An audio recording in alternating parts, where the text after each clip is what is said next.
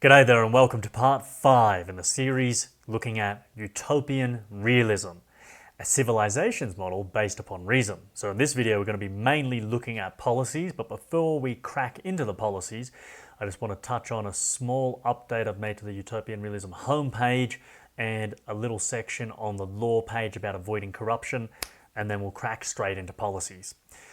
So first, Utopian Realism. I've added 2 paragraphs here. Dystopia is where the majority of human interaction is governed by irrationality. That's what dystopia is, that's what causes it, that's what it is. Utopia is when the majority of human interaction is governed by rationality. Because rationality leads to freedom, intelligence, and happiness. Rationality is the answer to absolutely every single thing which is good in your personal life and in the world. When you actually think about that, irrationality has never led to anything useful unless it's by pure accident. Irrationality leads to servitude, stupidity, and depression. And essentially, irrationality is just not thinking and acting in line with the facts of reality. And that's what rationality is, the opposite. It's looking at reality and acting in alignment with reality, existence as it is, not as you wish or hope or have faith or belief it is, but as it actually is, according to the facts, not one's feelings and desires. A rational man understands what's good for himself and the world, and a rational man does not. Utopian realism isn't a superficial system. It focuses on root fundamentals. It doesn't seek to solve symptoms, but causes. It addresses every concrete issue in society, but does so from rational principles. It doesn't think short range and what's only beneficial for the next 5, 10, or even 100 years, but what's going to ensure humanity's prosperity forever, no matter the class you're born into. So on these pages, there may not be concrete solutions to every single problem in society, but it's the principles that count. And as you'll see, and you've seen so far, I am offering solutions to most of the problems that come with civilization, society, human interaction. You'll never be able to cover absolutely every single one, but you can have principles that teach you and everyone else how to solve all those problems. Okay, now onto the objective law page.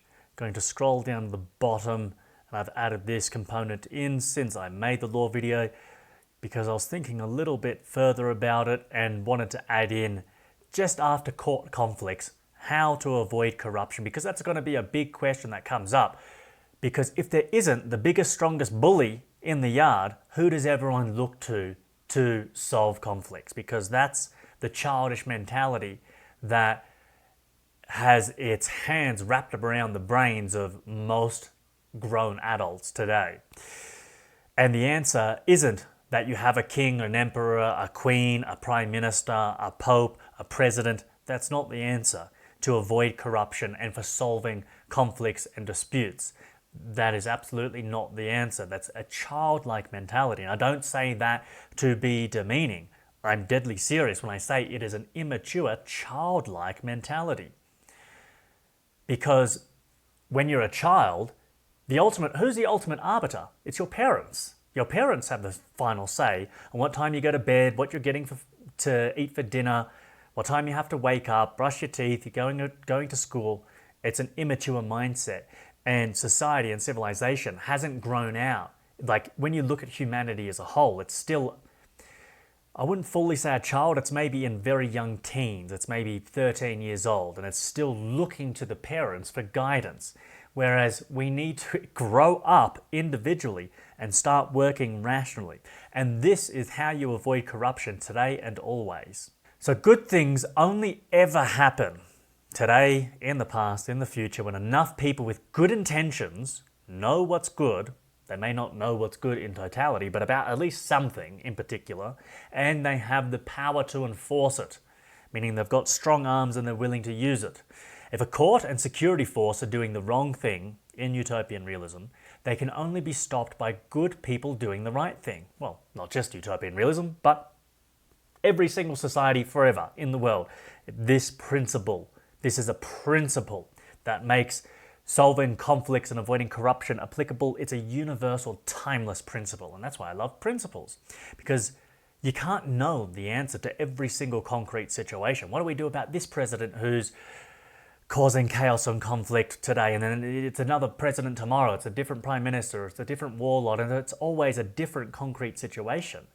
You can't know the answer to every single concrete, but you can come up with answers, provided you know the principles that underlie everything.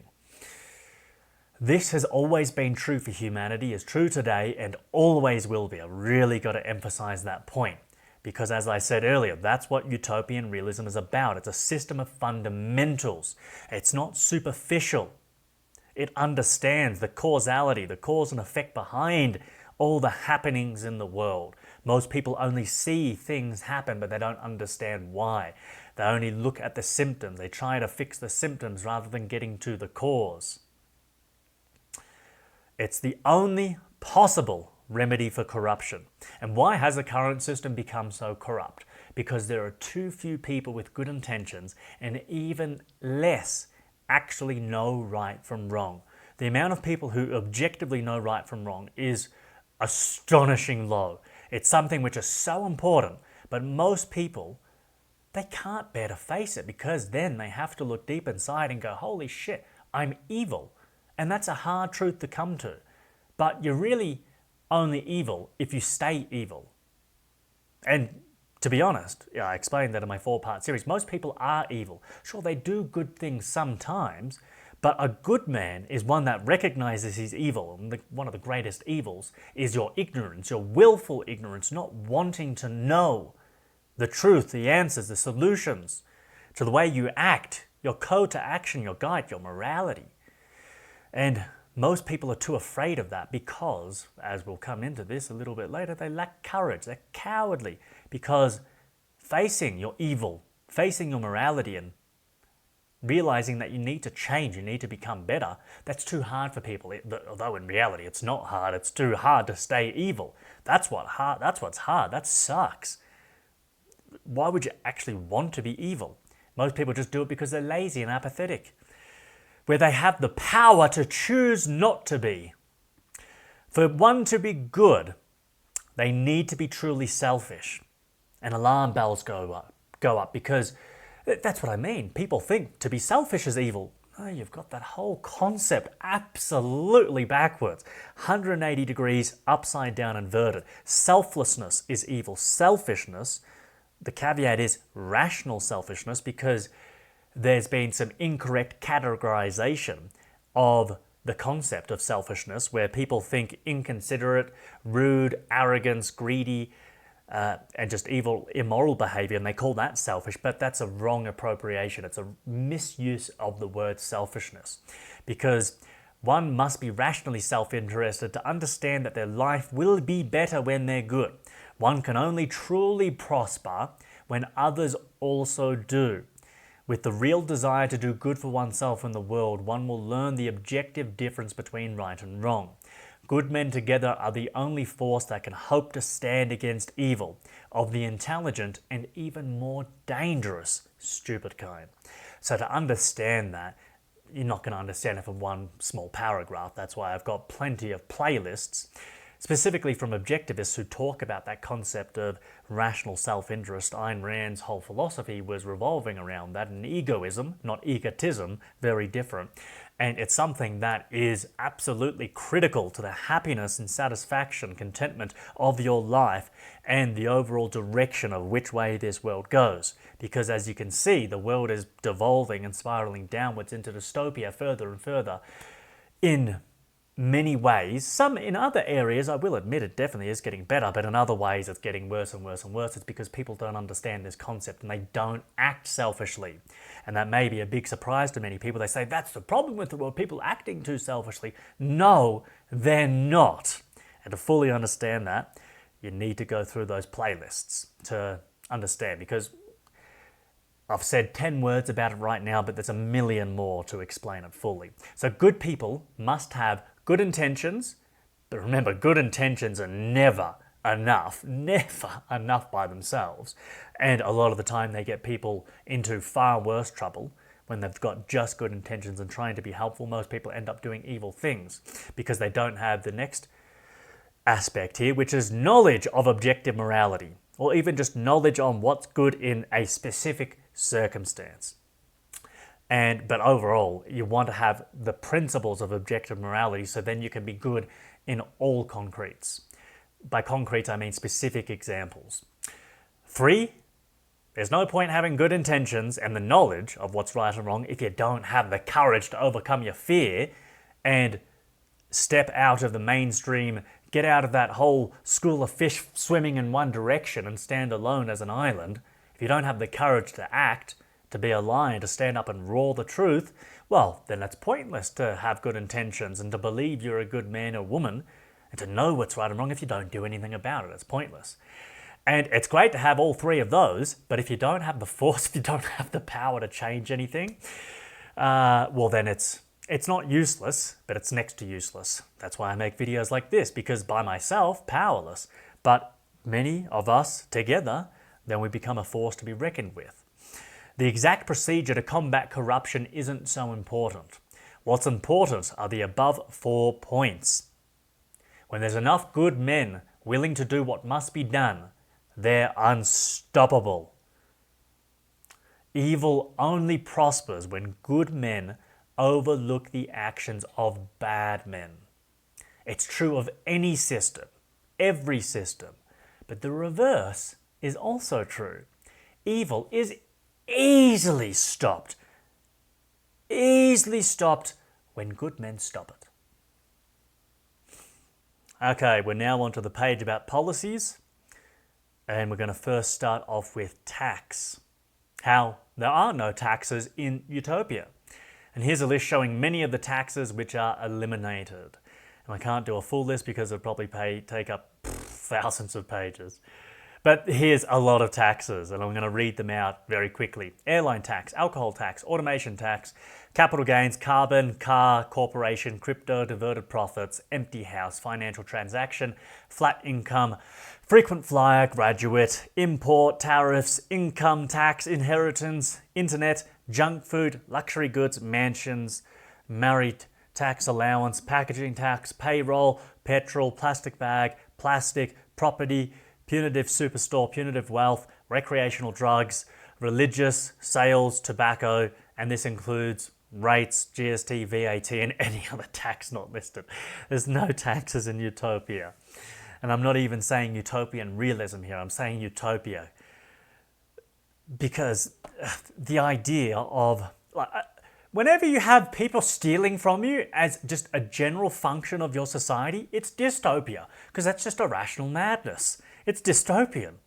So Utopia, you can't have any kind of tax, any kind of forced violation, forced interactions, violations of your consent, violations of your rights. You can't have that. And when you don't have that, well, that's a big one step closer towards Utopia. And there are no fines or tickets issued by government agencies because none exist, but private businesses can issue fines in line with their policies. Just like if you sign up to Jet's Gym in Australia and they say they've got a fine if you bring someone into the gym who doesn't have a membership and it's a $50 fine, well, they're fining you, okay? And you can pay that or there can be legal complications. Just listen to their policies. Easier to get along like that, and that's reasonable. And so I've got a video here from my Comparing Policies to Principles series, so you could watch that for some more detail. Actually, it's not just one video. I've got quite a few videos talking about taxation where I'm going through each of these things and just calling out the nonsense behind each tax. It may get a bit repetitive, but sometimes people need that repetition. Subsidies, okay? In Utopian Realism, there are no subsidies, grants, benefits, vouchers, schemes, credits, provisions, initiatives, or bonuses.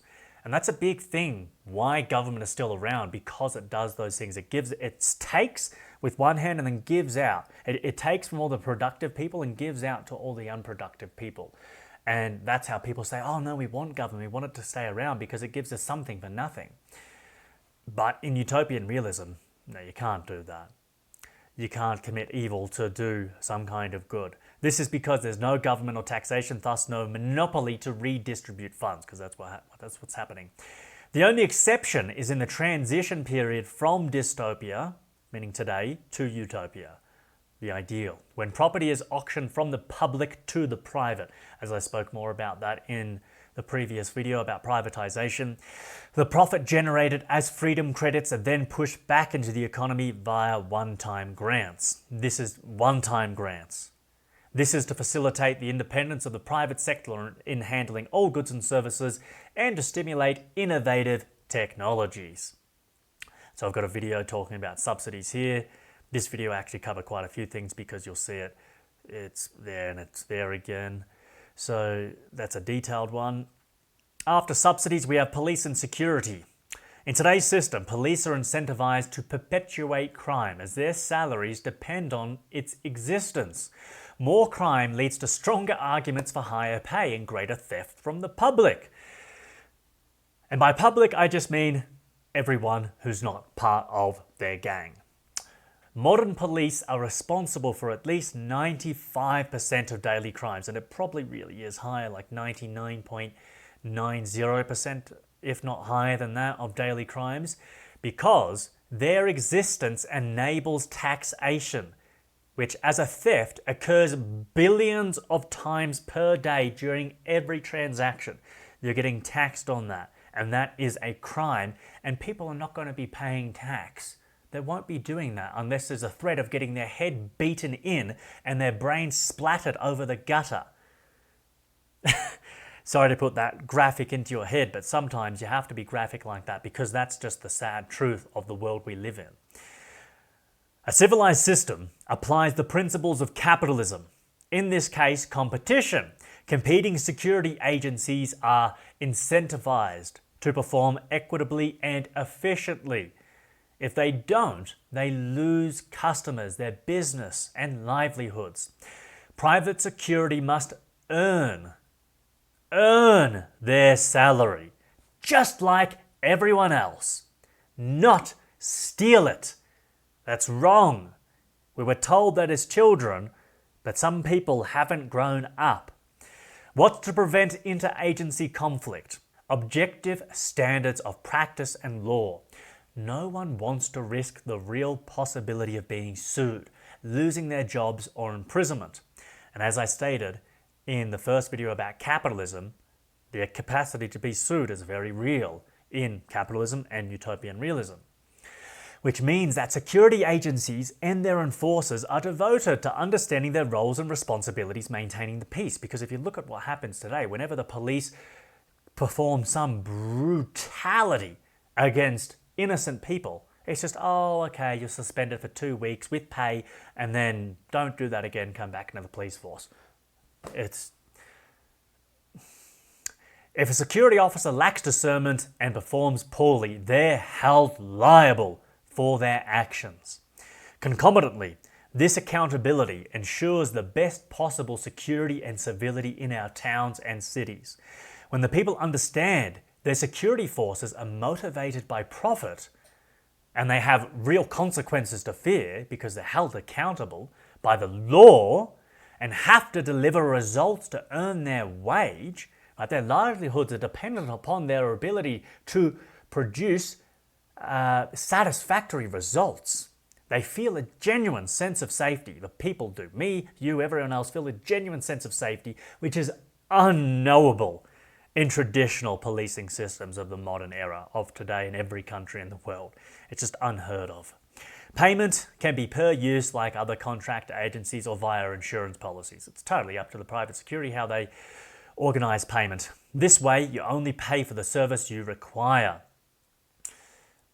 Courts and law. Well, why is there little to no justice in today's courts? And that's because there's a monopoly on justice, which is a perverse inversion of the very concept of justice.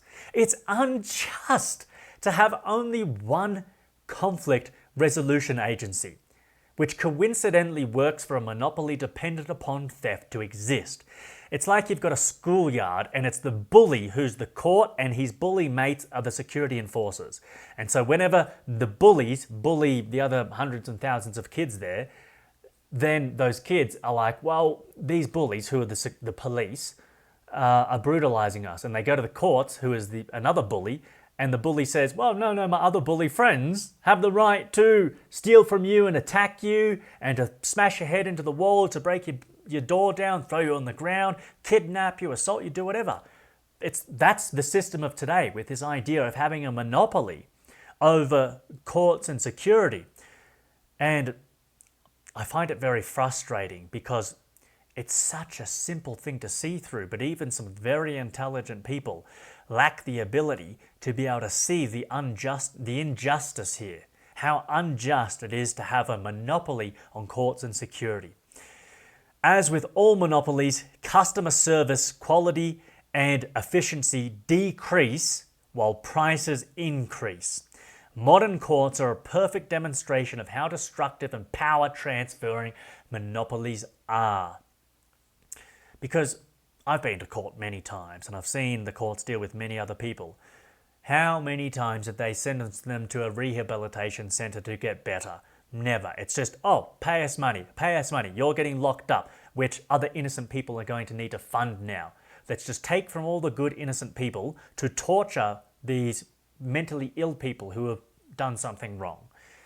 And it's sickening because it's a power transfer. It's taking the wealth from the productive to unproductive, psychopathic, evil geniuses. Well, I mean, in a way, they're productive at creating such a genius system of wealth extraction, but they're not providing anything of real value. It's pseudo-value, it's pretend. The orderly approach of utopian realism isn't that of subordination to rulers, not that archaic, barbaric system, but subordination to rules. Many believe today we're all under the law, but this is only partially true. The ruling class are able to get away with literal murder. Look at all America's the perfect example of all their countries that invades and goes around killing innocent people. And I'm sure you could present a whole series that goes into a lot of depth about how that works. But let's skip over that. They get away with literal murder and tyranny because much of the law today is not objective but subjective, fabricated upon the irrational, so out of touch with reality, desires of the greedy and corrupt. And by greedy, I mean people who want to take what they have no right to take. There's a huge difference between greed and being ambitiously devoted to increasing your wealth. That's perfectly fine. Become as rich as you want by offering value transactions, by trade. Become billionaire, trillionaire, no worries doing that. But greed is when people take what they have no right to have, and they want to have, it's not that they want to have more than you, they want you to have less. That's what real greed is about. I could do a full video about greed. In utopian realism, there are no rulers in charge of everyone. No rulers. There's no single man who's in charge. It's the law which is in charge, the law. Utopian realism is governed by timeless, universal, objective morality, meaning what's right today was right 1,000 years ago, even if no one knew it. 1,000 years before that, 10,000 years in the future from today, forever, for all of humanity. Provided we are intelligent, rational, conceptual beings that are human beings, these laws are the same. Obviously, with new technology comes new laws, but they're all built upon the appropriate principles, these eternal principles, because rights are eternal and aren't subject to change. Rulers can and do become corrupt, but proper laws and principles don't. Actually, you cannot have an uncorrupt ruler, because a ruler is someone who controls others through the initiation of physical force. You can have good leaders. I mean, you could theoretically have a leader, an emperor of the world, that never initiated force but only retaliated. I mean, that's meant to be the premise behind presidents and kings and etc. But it's never ever been like that and never ever will. Unfortunately, there's always conflict regarding the interpretation of the law. Fortunately, when the law is simplified to a few key principles, like I taught you in the last video, two last videos about law. And once these key principles are widespread via education, misinterpretation becomes uncommon. Courts operating as private businesses have a strong incentive to build reputations based upon equitable outcomes. Their ability to profit and survive depends upon the quality and justice of their results. The best, most objective law naturally becomes standard practice and prevents corruption. So I've got this video, as I said, it's below 3 different sections here, and it just touches on subsidies, police and security and courts. It doesn't go into a whole lot of detail about that. It just touches a little bit on it. And obviously it's something about anarchy being capitalism as well. Quite a few topics in that one. I made it a few years ago. Education. In Utopian Realism, there's only private education. No public schools. Parents are free to homeschool or send their children to schools of their choice.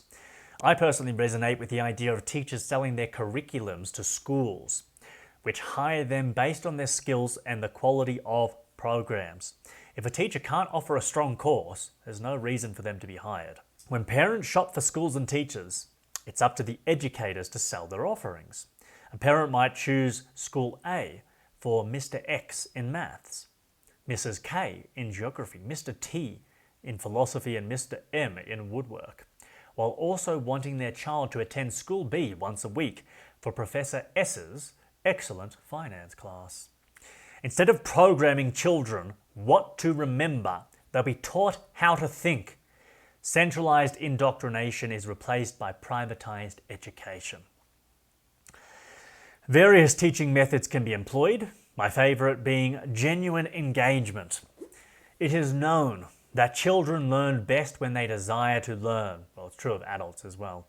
If they're disruptive or uninterested, they can leave and return at any time, fostering a sense of empowerment. Just like with this video. If you're getting tired because, oh, this is a lot of information to take in, pause it. Go away, do something else. Come back and continue it. I do that all the time with the videos I watch. I've always got lots of different tabs open, watching many different interesting topics. The possibilities for teaching strategies are endless and should be tailored to fit both teachers and students. Perhaps the most important topic of all that should be included in curricula is the thought experiment of creating the perfect civilization. Such as doing this.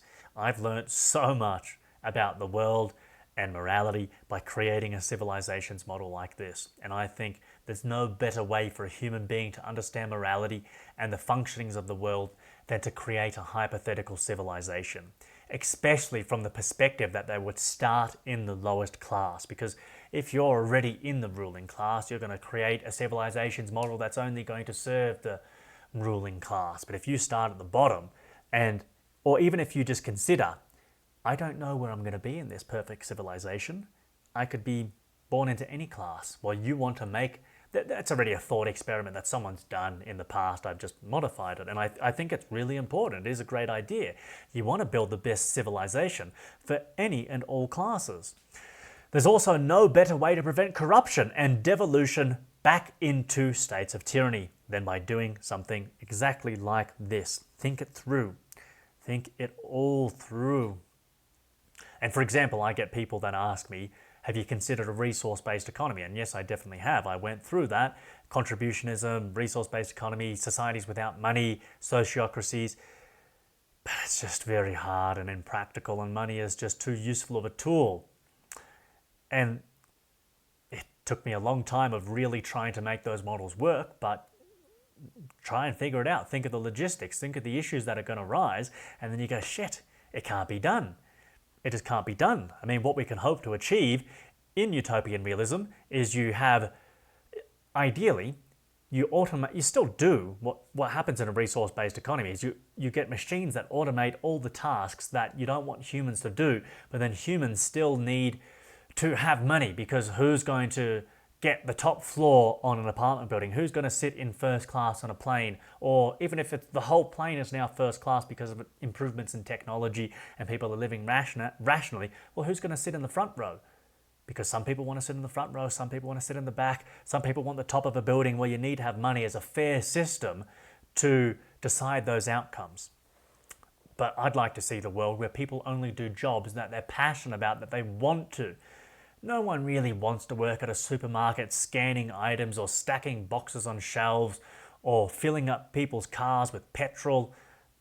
Who really wants to do that? Have machines take care of that and have people pursuing their passions, whatever they're really passionate about. Hospitals, ambulances, and medical.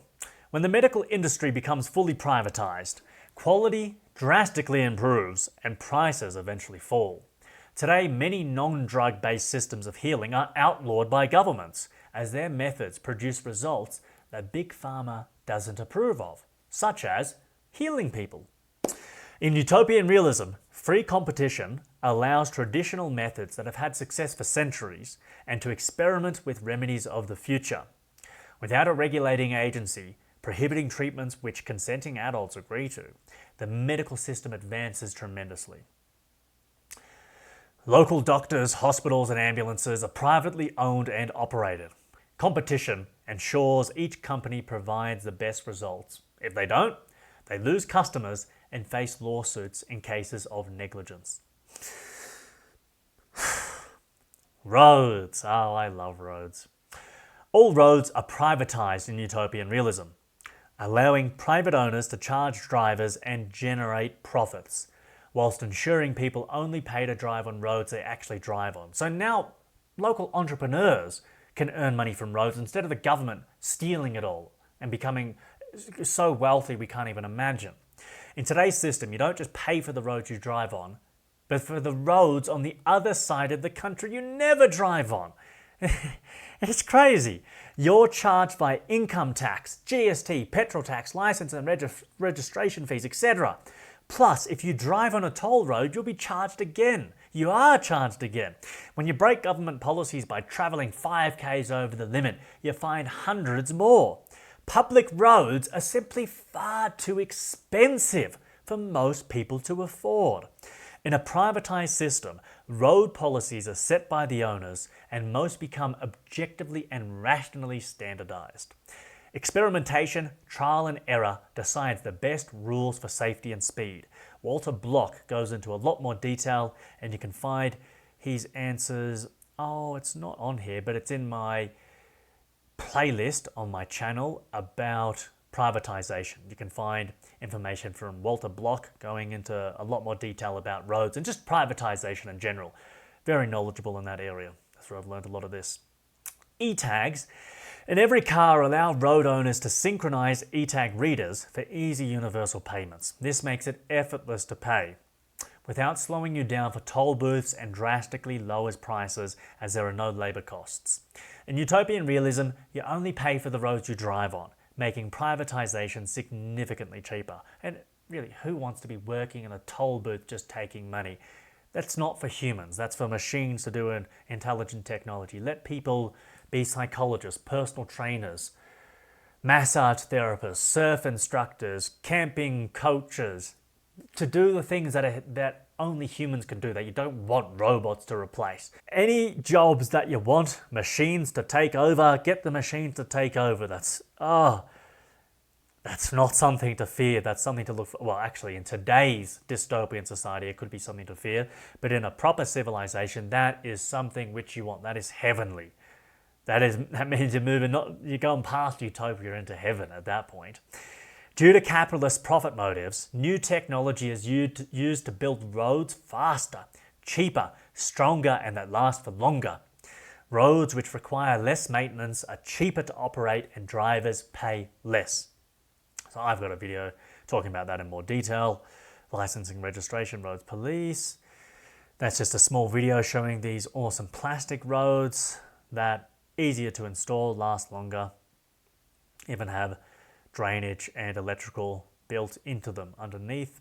It's really cool. I think that's in the Netherlands. So group transport, buses, trains and planes.